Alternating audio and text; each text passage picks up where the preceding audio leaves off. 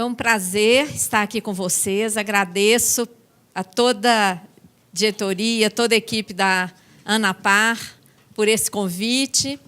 Cumprimento aqui o Floriano, cumprimento o Fanhane, uma alegria muito grande, uma honra compartilhar essa exposição. Bom, Auditoria Cidadã da Dívida, uma associação sem fins lucrativos. Estamos, desde o ano 2000, pesquisando a dívida pública. Porque a dívida, a chamada dívida pública, é o pano de fundo de tudo isso que está acontecendo aí com o nosso país, né? É o ralo, o grande ralo dos recursos. Eu queria começar, o Fanhane já falou, mas só para situar, em que conjuntura surge essa reforma?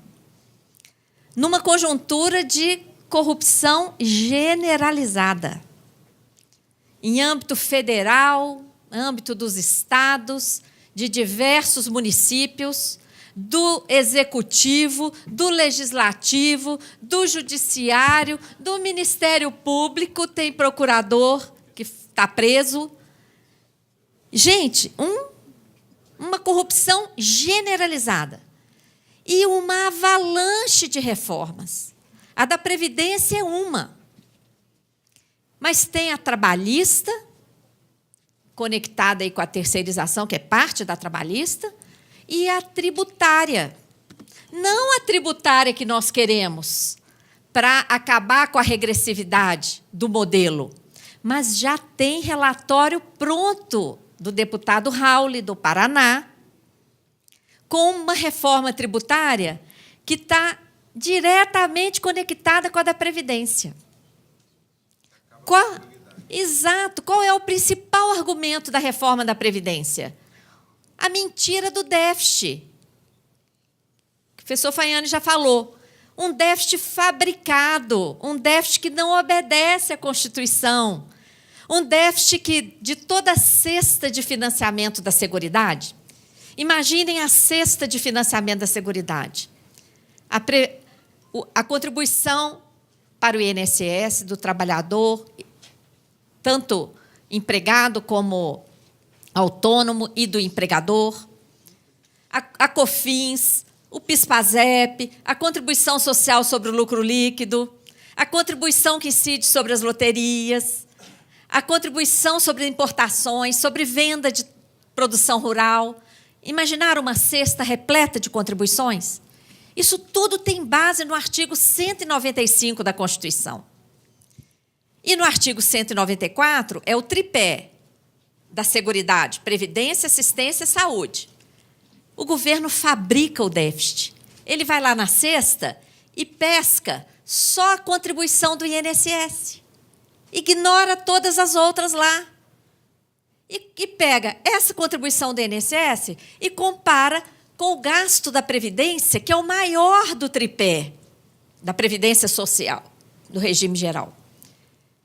Às vezes, ele faz outras contas mais tortas ainda e coloca regime próprio, coloca uma porção de coisas. Então, é uma conta distorcida, é um déficit fabricado. O que é a reforma tributária do relatório que está lá pronto, do Rauli, do Paraná? Pega essas outras contribuições da cesta, que o governo já não considera, já não computa, e transforma essas contribuições em imposto.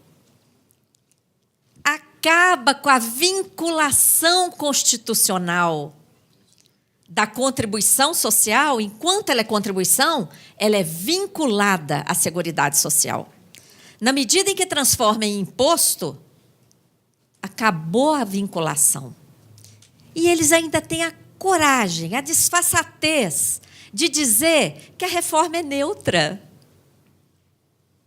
Não é neutra, não. É uma reforma brutal que acaba com o financiamento da Seguridade. Então, a conexão entre essas reformas, ela é direta. Uma fala do déficit, a outra referenda o déficit, e a trabalhista impede que as pessoas cumpram os requisitos para se aposentar e para adquirir benefício, como já foi brilhantemente colocado aqui. E qual é a justificativa para todas essas reformas? A equilibrar as contas públicas. O Brasil está quebrado. Tem que equilibrar a conta pública, tem que produzir ajuste fiscal. Para quê? Para sobrar mais dinheiro ainda para a tal da dívida pública. Tá? Então, nós estamos aí com essa avalanche de reformas. As mais faladas são a da Previdência Trabalhista, a da tributária.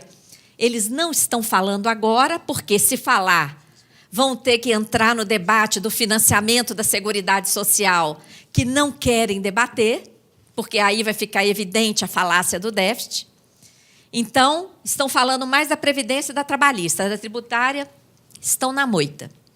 Mas já foi aprovada a PEC 55, já é a emenda 95, colocando... A emenda 95 coloca o ajuste fiscal na Constituição por 20 anos.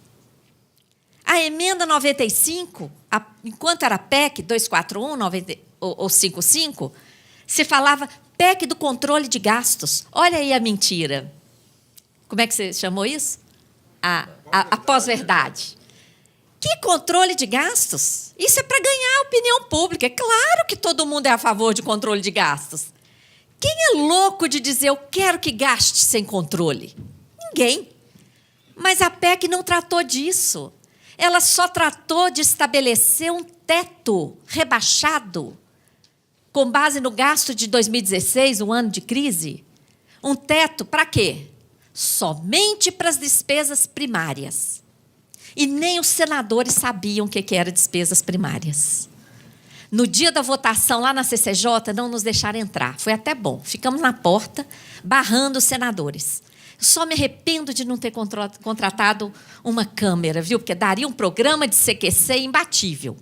Nós barrávamos o senador e perguntávamos: senador, o senhor sabe o que é despesa primária? Vocês tinham que ver as caras. Não sabiam. E a PEC só tratou disso, de estabelecer um teto para as despesas primárias por 20 anos. E o que é que são as primárias?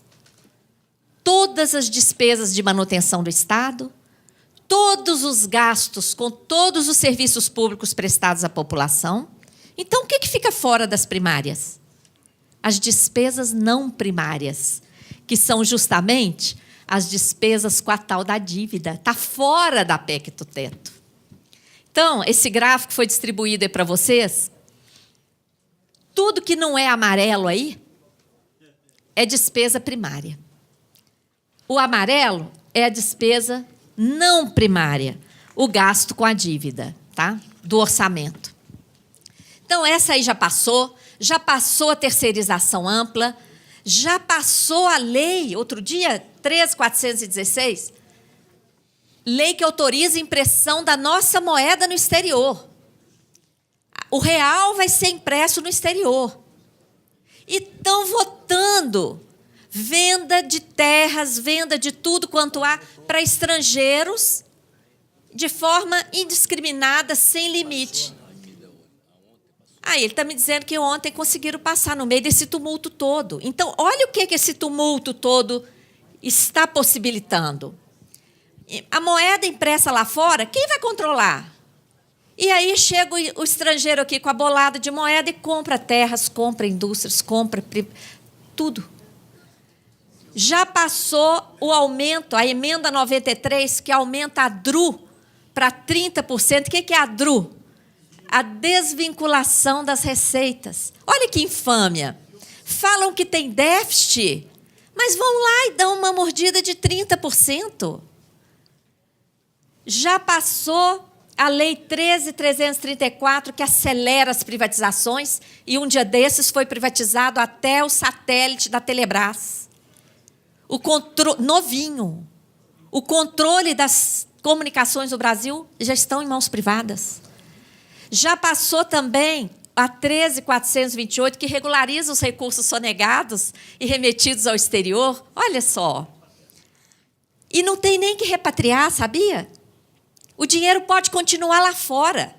Essa coisa de repatriação é a pós-verdade, é para vender jornal e todo mundo aplaudir. Poxa, dinheiro está entrando, vai gerar investimento. O dinheiro nem tem que vir para o Brasil. Ele só tem que declarar e pagar 13% de imposto, metade do que todo mundo que ganha mais de 4.600 aqui paga, que paga 27,5%. Ele só tem que pagar 13%. E uma multa também reduzidinha. Tá? Então, isso tudo já passou a 343, que coloca o ajuste fiscal para os estados, impõe a previdência complementar de natureza aberta para os estados. Os bancos é que vão administrar. Vocês já imaginaram o volume de negócios? E não é só o volume de negócios. Vocês que lidam com fundos de pensão, qual é o maior risco dos fundos de pensão? A papelada podre, que está aí no mundo inteiro, dos derivativos sem lastro, que eles tentam empurrar para os fundos de pensão. Vocês já pensaram em cada estado, em cada município, um fundo de pensão de natureza aberta, administrado pelos bancos? 80% dos fundos de pensão nos Estados Unidos estão com problema. Por quê? Já passaram daquela fase de arrecadar, e agora chegou a hora de pagar. E vocês sabem como funciona. Precisam de crédito. Então, por que, para discutir essa reforma da Previdência, o Meirelles e o Marcelo Caetano conversaram tanto com o JP Morgan e com o FMI? É por isso. Porque o que está por trás dessa reforma é criar caixa, criar destinação para papelada podre que está inundando o mercado financeiro mundial e gerar novos contribuintes, um volume enorme de contribuintes para a banca, para fazer a reciclagem do mercado financeiro. É isso. Né? E, além disso, diminuir a fatia de recursos que vai para a Previdência Social Pública para aumentar a fatia dos juros da dívida. Bom, desculpa, eu tenho aqui o... Por que retirar direitos se o Brasil é tão rico? Brasil é uma potência, Brasil é a 9ª economia mundial, não era para estar nesse atraso, mas é um país boicotado. O Brasil é riquíssimo. Nós temos a maior reserva de nióbio do planeta, o mineral mais estratégico que existe. Todo mundo aqui já ouviu falar do nióbio? Canadá tem 2% do nióbio, nós temos 98%. Cadê o nosso nióbio? Está não só em Minas Gerais, está aqui pertinho, em Goiás, está no Amazonas, num lugar que só gringo entra. Olha só, mas nós não temos só nióbio, não. Nós temos mais 55 minerais estratégicos. Alexandrita, um dia desses um engenheiro me ensinou, a tal da alexandrita, que é mais valiosa ainda do que o nióbio, e só o Brasil tem. Nós temos petróleo, nós temos a maior área agricultável do mundo, o maior volume de água potável, riquezas, terras raras, riquezas biológicas, uma extensão territorial continental e falamos o mesmo idioma. Isso é um grande patrimônio. Clima favorável, batemos recorde de safra, temos todas as fontes energéticas em abundância, potencial industrial, comercial, riqueza humana e cultural, temos riquezas financeiras, 370 bilhões de dólares em reserva, 1,1 trilhão esterilizado no Banco Central, dinheiro que sobra no caixa dos bancos. E o Banco Central troca por título da dívida e nem computam esse 1 trilhão e 100 no estoque da dívida. Mas é dívida emitida. Olha, dívida ecológica por cobrar, nem o conceito de dívida ecológica está estabelecido no Brasil. Olha que atraso. E um potencial de arrecadação tributária por cobrar, por conta desse modelo tributário injusto e regressivo. Tem muito. Poderíamos estar arrecadando fortunas poderíamos dobrar esse orçamento se tributássemos corretamente os latifúndios, as grandes fortunas, a distribuição de lucro, a remessa de lucro para o exterior, os bens supérfluos, etc. Vocês concordam que tudo isso aqui é a nossa realidade de abundância? Concordam? Tudo isso aqui não é real, concreto, palpável? E eu pergunto, a gente vive nessa realidade de abundância? Nós vivemos num cenário de escassez. Um cenário injusto que não tem nada a ver com o Brasil. Um cenário de crises, de pobreza, desindustrialização, queda no comércio, desemprego recorde. Tudo isso é cenário a que estamos submetidos. E eu gosto de usar essa palavra porque cenário, se a gente quiser, se a gente tiver consciência para valer e se a gente unir forças, o que a gente faz com o cenário? Muda. É possível mudar o cenário. Nós não precisamos continuar submetidos a esse cenário histórico que está aqui no nosso país. A gente fica submetido enquanto queremos. E a gente tem que ter consciência disso. Porque aí a gente arregaça as mangas e parte para a luta, né? Bom, qual tem sido o remédio colocado para corrigir todas essas crises que fazem parte desse cenário? Ajuste fiscal. Todos os sucessivos governos, ajuste fiscal. E agora, com a emenda 95, o ajuste fiscal foi parar na Constituição, para durar por 20 anos. Então, a gente tem que arregaçar as mangas para valer, porque nós vamos ter que mudar a Constituição e acabar com isso, né? Bom, o que separa a realidade de abundância do cenário de escassez? Muita coisa, mas principalmente o modelo econômico concentrador de renda e riqueza. A última frase que o professor Fagnani falou, se tivermos um projeto de desenvolvimento socioeconômico, não é? Tudo isso muda. O nosso modelo econômico não é um modelo que impulsiona para o desenvolvimento socioeconômico. Muito ao contrário. É um modelo que amarra, que trava, que impede que o gigante Brasil implemente o desenvolvimento socioeconômico. Então, o que sustenta esse cenário? Primeiro, uma política monetária suicida. Esse termo suicida foi usado pelo Thomas Piketty, famoso economista francês, que diz que seria um suicídio o Banco Central não reduzir juros e não irrigar a economia de moeda.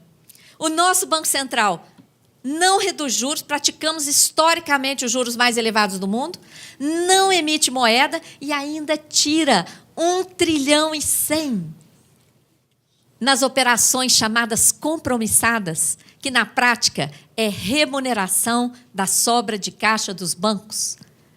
Tira 1,1 trilhão e ainda por cima remunera. É suicida.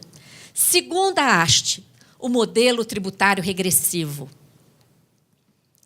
Amarra, tira dinheiro da mão da população, que poderia estar estimulando o consumo, tira numa tributação injusta e libera o capital, o grande capital, que não vai para a produção, que vai para a especulação, né?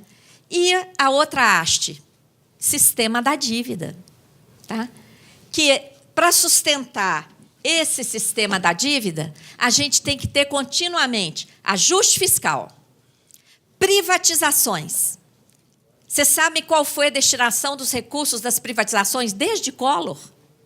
Passando por Fernando Henrique, Lula, Dilma e Temer, porque todos privatizaram. Fernando Henrique foi o campeão, mas todos privatizaram. Para onde foram os recursos das privatizações? Para pagar a dívida. E o sistema da dívida exige contra-reformas, porque é insaciável, é um ralo sem fundo. E novos esquemas que geram dívida, que se der tempo a gente vai falar. Bom, a política suicida, eu queria deter um pouquinho de tempo nisso, porque, gente, isso é chave. Tá? E o comandante dessa política suicida Durante o governo Lula foi o Meirelles. Aí deu um intervalozinho, enquanto ele foi presidente do Conselho de Administração da Holding JIF, tá? Ele foi presidente do Conselho de Administração.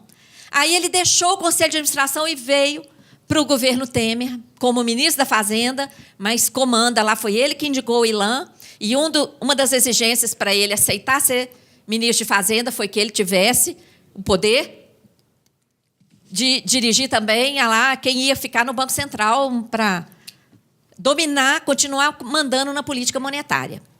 E que política monetária é essa?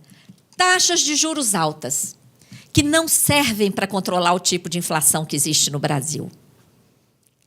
O Banco Central faz a propaganda de controle de inflação. Olha aí, de novo, a pós-verdade. Claro que todo mundo controla, quer o controle da inflação. Ninguém quer inflação. Só que como é que o Banco Central controla a inflação? Juros altíssimos, que não controlam a inflação que existe aqui no Brasil, que é uma inflação provocada pelos preços administrados pelo preço dos alimentos. Há 2 anos atrás, só a energia subiu, em média, 56%. Em média. Isso aqui impulsiona aumento do preço de combustível, de comunicações, de tarifas, etc. E aumento de preço de alimentos por uma política agrícola totalmente equivocada, que prioriza o agrobusiness, que manda nossa água, nossa produção para o exterior, em vez de priorizar o produtor de alimentos. Não é? Então, nós temos uma inflação provocada por preços administrados, alimentos, principalmente. E aí vem o Banco Central e aumenta juros. Quando aumenta o juro, o preço da gasolina cai? O preço da energia cai? Não, pelo contrário, aumenta e muito. Aumenta. Não cai. Cai o bolso. Olha, é uma falácia. É para alimentar o sistema da dívida. E a restrição da base monetária. Olha a escassez. A base monetária no Brasil é 5% do PIB. Economias comparáveis ao Brasil, sabe qual é a base monetária? O volume de moeda em circulação? 40% do PIB. Os países emitem, irrigam a economia de moeda com projetos que não geram inflação. Por exemplo, se tivéssemos feito uma emissão direcionada para financiar fontes de energia elétrica, nós não teríamos tido aquele aumento de 60% da energia elétrica.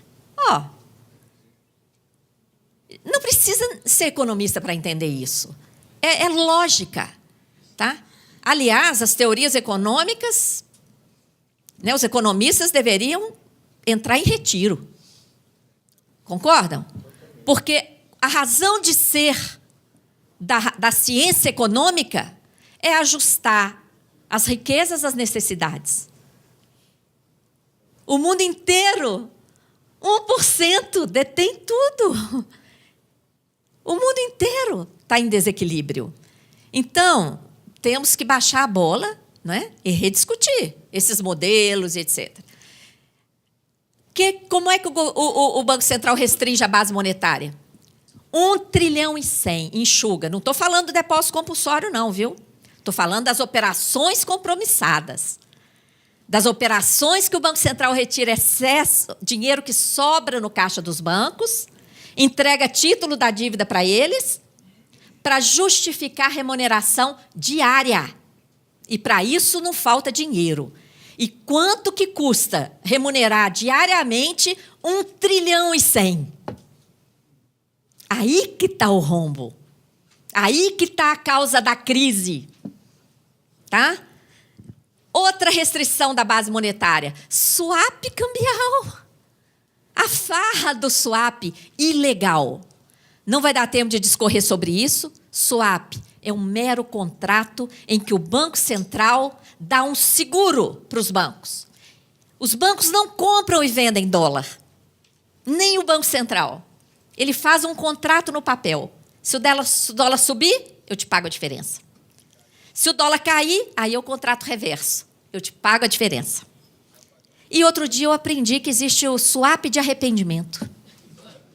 Se eles fazem achando que o dólar vai subir e o dólar cai, eles podem ir lá fazer o swap de arrependimento. Então, gente, olha, brincadeira. São centenas de bilhões de reais de prejuízo com swap. E, olha, depois vocês podem olhar no Google, TC 012015 de 2003, do Tribunal de Contas, uma representação de auditor do Tribunal de Contas falando que isso é ilegal. O Banco Central está fazendo especulação, aposta, e não tem lei que autorize isso, tá? Tem um artigo também que eu publiquei já há algum tempo, o Banco Central está suicidando o Brasil, vocês podem acessar também. Bom, o problema do Brasil está aí, ó. Esse gráfico, orçamento executado, dados oficiais, quem ainda não pegou, depois pode pegar, tem até de sobra para vocês levarem. A dívida todo ano consome a metade do orçamento. E por que nós, da Auditoria Cidadã, somamos os juros com as amortizações? Porque desde a CPI da dívida, nós provamos que a maior pedalada fiscal que está acontecendo nesse país é a contabilização de grande parte dos juros como se fosse a amortização. Mas nessa pedalada ninguém toca, tá? Então, o que está por trás da reforma da Previdência é diminuir esse volume aqui que vai para a Previdência para aumentar mais os juros e dar cumprimento ao que está lá na emenda 95, a PEC 55. Tá? A dívida externa bruta do Brasil, que considera, inclusive, a dívida externa das intercompanhias, que historicamente já houve várias transformações dessa dívida em dívida pública, está lá no site do Banco Central, 550 bilhões de dólares. A dívida interna alcançou, em dezembro de 2016, 4 trilhões e meio. O dado que divulgam, de 3 trilhões e 300, não considera aquele 1 trilhão e 100 das compromissadas. Eu pergunto a vocês, o Tesouro emite, entrega para o Banco Central. O Banco Central entrega para os bancos e remunera diariamente. Isso não é dívida, não? Claro que é. Não entra no conceito que nós entendemos de dívida, porque não tem contrapartida. Mas é título emitido, paga juros, tem que computar. Como o próprio Tesouro, lá no quadro, está aqui isso aqui é cópia do quadro lá do Banco Central. Títulos emitidos, tá? Qual tem sido o papel da chamada dívida pública? Desde a decretação da nossa independência, dívida sem contrapartida. Quando ficamos independentes de Portugal, Portugal tinha uma dívida com a Inglaterra, falou, pronto, agora a dívida é de vocês. O dinheiro nunca chegou aqui, só a dívida. Depois, na década de 30, Getúlio Vargas fez uma auditoria da dívida. Isso não é dito por ninguém. Mas ele fez uma auditoria. Tem um professor lá da UFRJ, Reinaldo Gonçalves, que estudou lições da era Vargas. Ele apurou que apenas 40% da dívida externa naquela época estava documentada por contratos.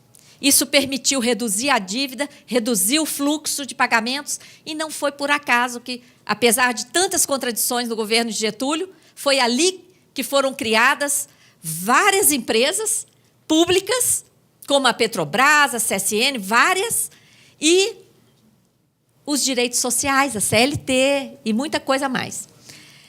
Depois, a dívida atual começa na década de 70 como externa, depois ela é transformada em interna, principalmente a partir do Plano Real.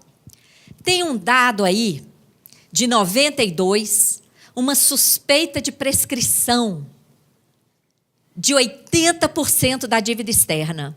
A dívida externa com bancos privados internacionais. E dívida interna não existia. O que aconteceu com esse fato? Nunca foi investigado. Há vários indícios graves. O que é uma dívida prescrita, gente? Morta. Ninguém nunca investigou isso, apesar dos indícios, das denúncias. O que foi feito com essa bolada dessa dívida externa com bancos privados internacionais? foi trocada por títulos da dívida externa, o tal do Plano Brady, realizado em Luxemburgo em 1994. Quem é que estava na comissão negociadora? Armínio Fraga, Malan, Murilo Portugal. O que acontece com essas pessoas em 94, quando Fernando Henrique assume? Um no Banco Central, outro no Ministério da Fazenda, outro no Tesouro Nacional. Aí que está a confiança do mercado. O que foi feito com esses títulos podres, resultantes da troca de dívida prescrita? Transformados em dívida interna, que lá no início do Plano Real, pagava juro de 50%. Aí foi o boom da dívida interna. E outra parte que não virou dívida interna, foi aceito como moeda para comprar nossas empresas privatizadas a partir de 96. Quem é jovem há mais tempo como eu, deve se lembrar dos jornais. Privatização, títulos podres, pagando a privatização. Eram podres mesmo. Eram títulos resultantes de troca de dívida prescrita. E esse é o nascedouro de toda essa dívida que agora impõe as reformas, impõe privatizações, impõe a PEC 55, o ajuste fiscal. Por isso que, enquanto eu for viva, eu vou estar lutando por uma auditoria dessa dívida, porque isso aí é a chaga, tá? Isso aí é o cancro que amarra, impede o gigante Brasil de garantir vida digna para todo mundo. Então, o sistema da dívida, ele é a principal evidência da nossa luta. É a utilização do endividamento como um mecanismo de subtração de recursos. Dívidas sem contrapartidas. Todas essas operações compromissadas, essa farra para alimentar, remunerar a sobra de caixa dos bancos, 1,1 trilhão da dívida é isso. E eu pergunto para vocês, o que vocês acham que ia acontecer com a economia do Brasil se o Banco Central parasse com isso? Se deixasse esse 1,1 trilhão no caixa dos bancos, o que aconteceria? Vai ter que colocar no mercado para poder... Exato. Eles iam querer ficar com isso na gaveta, gente? Como o Banco Central fica? Eles iam querer emprestar. Mas, para isso, o que eles teriam que fazer, meu amigo? Teriam que baixar o juro. E o que quebrou as indústrias no Brasil? O que quebrou o comércio? O que aborta iniciativas de nascerem todo santo dia? O juro alto, que amarra tudo. Então, o alcance dessas operações, ele é brutal, tá? Olha aqui. Então, é dívida sem contrapartida. Qual é a contrapartida do prejuízo gerado pelo swap que é coberto por dívida pública? Não tem. Então, isso a gente chama de sistema da dívida. O sistema da dívida, ele opera por engrenagens muito bem azeitadas, que envolve o modelo econômico, a garantia de privilégio financeiro, um sistema legal votado por um sistema político corrupto. A corrupção é intrínseca ao sistema da dívida. Olha essa pedalada da contabilização de juro como amortização. Isso é corrupção brutal, de mais de 200 bilhões por ano. Tá? Nós estamos falando de mega pedalada. Então, a corrupção é intrínseca, a grande mídia jamais entrará nesse tema. Quando entra, é para distorcer, é para desqualificar. E quem está na cabeça? Os organismos internacionais. FMI, que manda no Brasil, que manda na política econômica. Já detectamos documentos recentes da lista do que tem que fazer. Do lado, um checklist. O que já foi feito? O que está no Congresso? O que tem que apresentar projeto? O que está atrasado? Checklist. E, de joelhos, as autoridades vão lá e cumprem. Tá? Auditoria é a solução para tudo? Não. Mas vocês estão vendo aquelas engrenagens ali? A auditoria vai dar uma... Antes eu falava, vai colocar uma cunha ali, mas cunha não é mais uma palavra boa, né? Não nos traz boas lembranças. Então, a auditoria vai colocar uma alavanca ali, vai dar uma travada. Vai dar uma travada, porque vai começar a descobrir coisas, vai emperrar, né? Então, o que explica o crescimento da dívida no Brasil, gente? Não são investimentos. O que explica o crescimento são juros abusivos, a contabilização de juros como amortização, o swap, a remuneração da sobra de caixa, etc. O problema da dívida não está nos gastos primários. O Meirelles falou para defender a PEC. Tem que fazer PEC porque a dívida está explodindo. Ora, nós temos feito superávites primários desde a década de 90, de mais de 1 trilhão, e a dívida explodiu do mesmo jeito. Então, o problema não é o gasto primário, o problema é o gasto da própria dívida. Tá? E esses mecanismos financeiros. A crise fiscal está justificando todo esse conjunto, todo esse pacote. Não são reformas, gente. É a implantação de um modelo ideológico de Estado mínimo, de escravidão, de fim de direitos, de rifa de patrimônio público e domínio do capital financeiro. É isso. Não são reformas, é todo um pacote ideológico. Tá?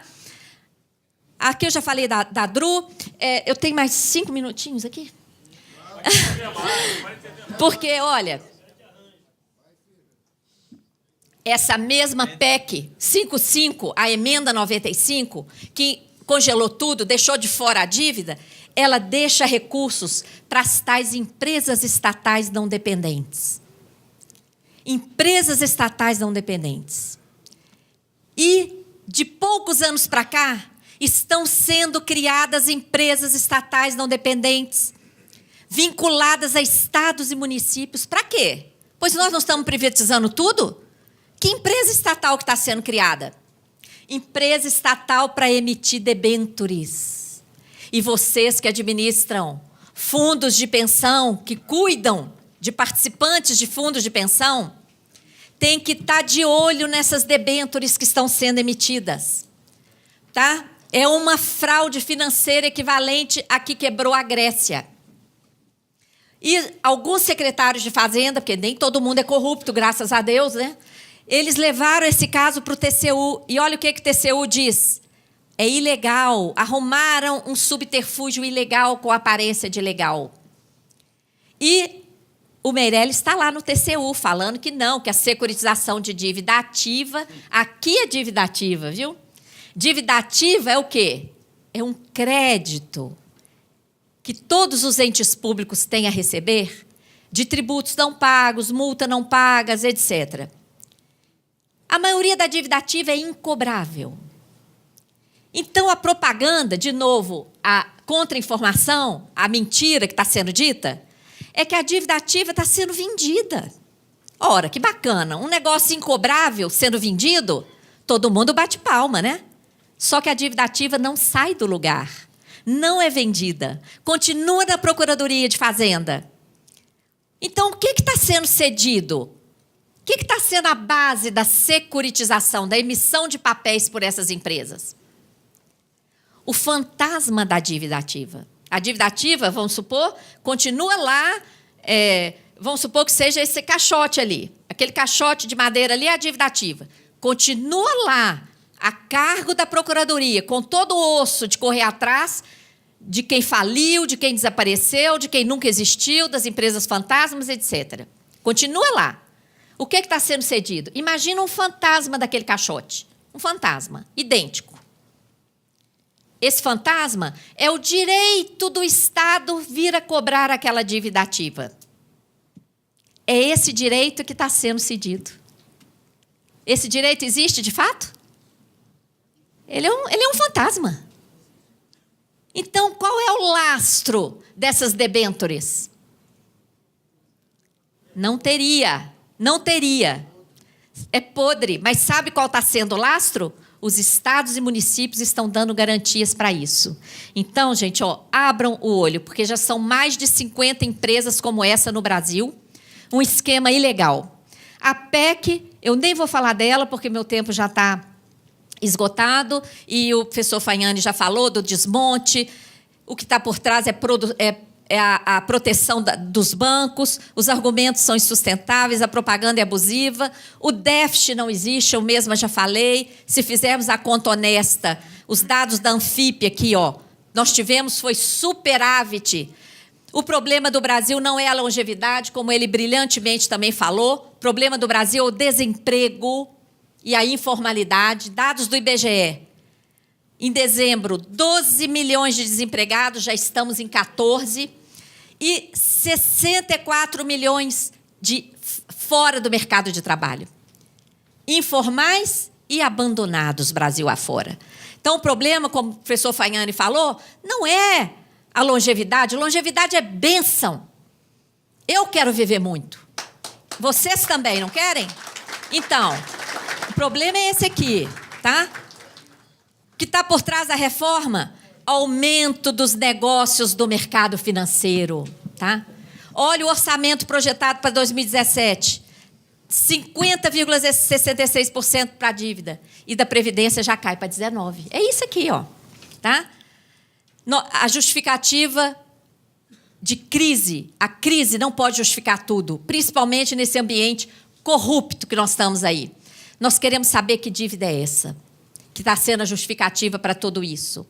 E tudo que estamos falando aqui não teria a menor importância se não tivesse impacto social. E o impacto social é inaceitável e é responsabilidade de todos nós, porque são nossos irmãos e irmãs brasileiros e brasileiras que estão na miséria. Aqui no 9º país do mundo, 9ª economia mundial, temos a pior distribuição de renda do mundo. Quando olhamos só o índice de Gini, não somos o pior, não. Mas o índice de Gini não computa os juros. Quando pegamos a renda de juros lá no site do Banco Mundial e fazemos a conta com a renda de juros, o Brasil é disparado, o mais injusto. Acabou de sair o relatório da ONU que mede o IDH. O Brasil, 79º IDH.